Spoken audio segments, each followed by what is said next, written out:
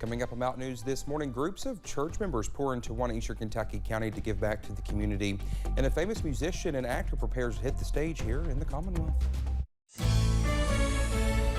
Dedicated to Eastern and Southern Kentucky, this is WYMT Mountain News this morning.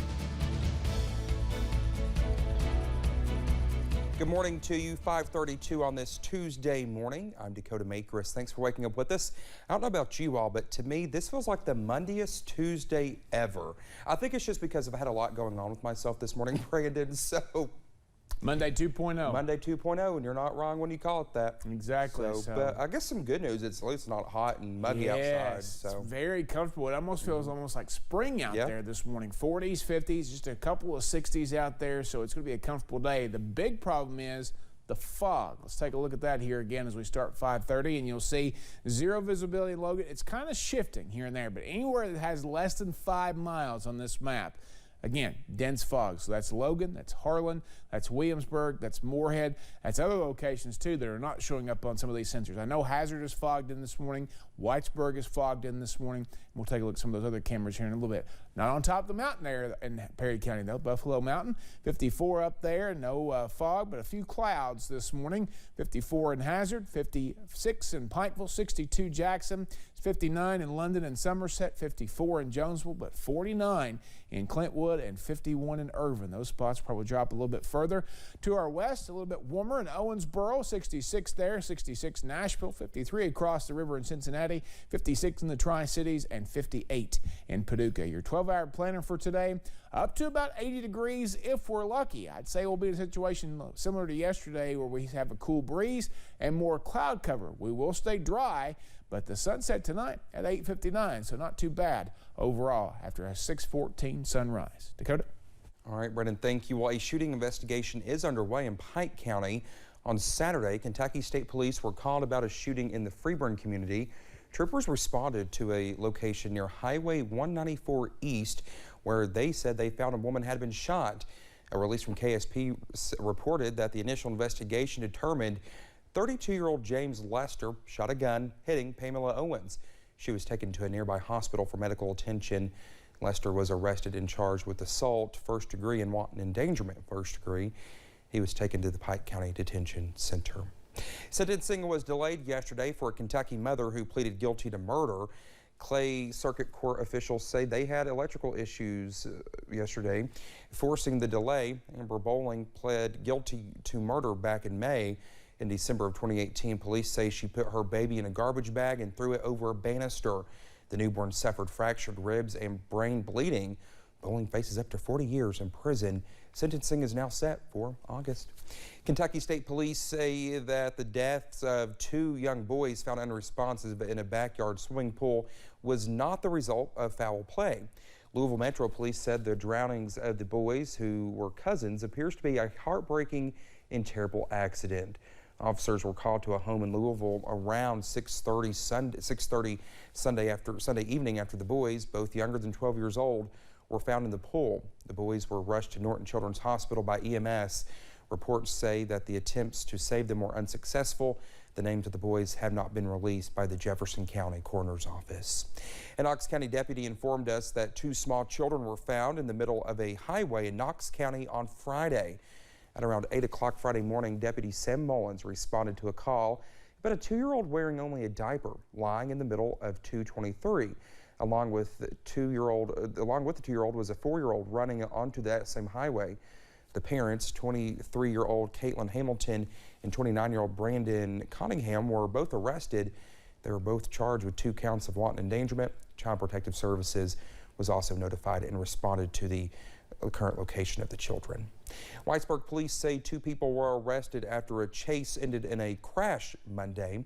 Officers say a vehicle fled during a traffic stop. The chase continued across US 119 South over Pine Mountain. Well, the vehicle blew out a tire and crashed into a utility pole. You can see that on your screen.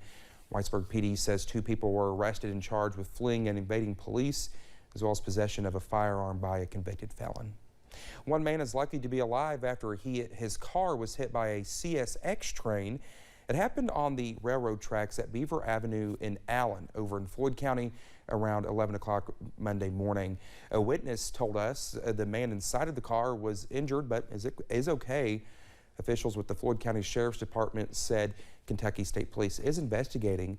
A CSX spokesperson says officials are working with Kentucky State Police during the investigation. Well, we reached out to KSP and are waiting to hear back. Watts County Ambulance Service team members posted on Facebook yesterday that they are closing their services. In the post, they said that due to current economic and political climate, they are no longer able to provide EMS services. We'll keep you updated as more information becomes available. A new holiday in Lawrence County in Fort Wayne, West Virginia is being celebrated for the first time yesterday. Our Jade Saylor was there to capture the celebration.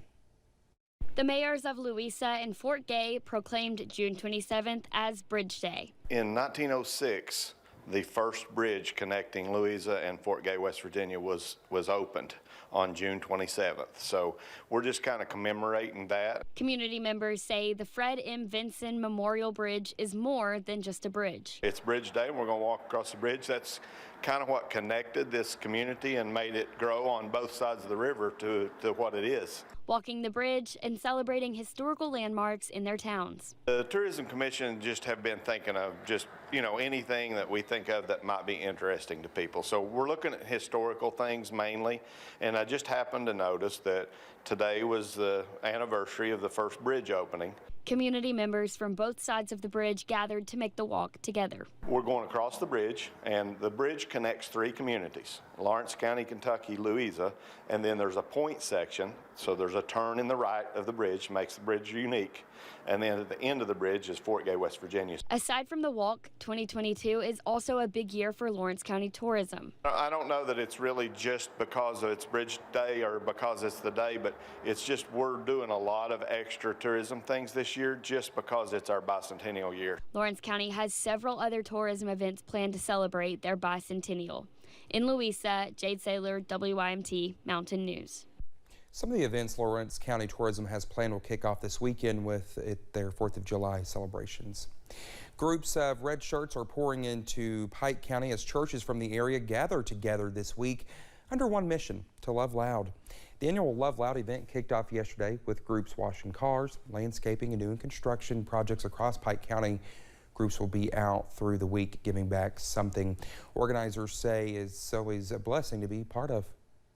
And we're doing all this to serve our community, but also to show everyone the love of God. We believe that since Jesus has sacrificed so much for us, that we should sacrifice our time and serve others. Those involved say the annual mission is a great way to give back and get involved and grow. It's been a whirlwind few years for a young Central Kentucky musician. Alex Miller was on a nationwide talent search television show a few years ago. He wasn't a finalist, but as Phil Pendleton explains, that appearance on American Idol has given him a taste of nationwide attention. Alex Miller grew up in rural Kentucky on a Garrett County farm, but music has been part of his mission in life since the young age of 7. And my granddaddy bought me my first little guitar, and I learned to pick it a little bit and started picking up stuff from other people I played with. He made the top 40 on American Idol, but that appearance has pushed him into the big time. But he doesn't call it fame. I've had such a positive experience with, I guess you'd call it fame. I wouldn't call it fame. I just call it being known a little more than I was before. But at just 19, his life has changed quite a bit in just the past few months. I'm getting to play shows with Brooks and Dunn this year, also with Jamie Johnson and Diamond Rio. I'm doing some things with them as well. So some really, really cool folks to be opening up for, that's for sure. And he recently played Rupp Arena for the FFA convention and the Hard Rock Festival in Nashville. Well, at 19, I feel like I'm 91. I feel like I've been around the world a few times, but in a lot of ways I've been around the United States quite a bit. Feels like his career is taking flight, but he says he's found ways to stay grounded. His faith is a big part of that. I always enjoy singing in churches. I've done that a long, long time. And you know what's a good thing about singing in church? when you sing in church, if you mess up, at least the people in there will pray for you. Miller says his travels have taken him from Washington State to New York, a whole lot for a young man who looks even younger. I have a baby face, it gives me away. And so I am pretty young, but you know, been around a lot of experienced people, and it's kind of aged me pretty quick. In Garrett County, Phil Pendleton, WYMT Mountain News. I love his attitude. Well, Miller tells us that he hopes his success helps his hometown of Lancaster to always be more well-known. Singer Willie Nelson is set to play on the Ashland Riverfront in August. The Paramount Arts Center posted the announcement on its Facebook page. Willie Nelson and family live on the Ashland Riverfront and is set for August 2nd, 2022. The fan club's pre-sale begins today at noon. Public ticket sales will happen on Thursday, June 30th at noon. Just ahead this morning, performers criticized the Supreme Court after the decision to overturn Roe v. Wade. Well, more on that in just a few minutes. Forecast continues to look dry for a few more days, but rain chances will be back just in time to start July. I have the latest in about 3 minutes.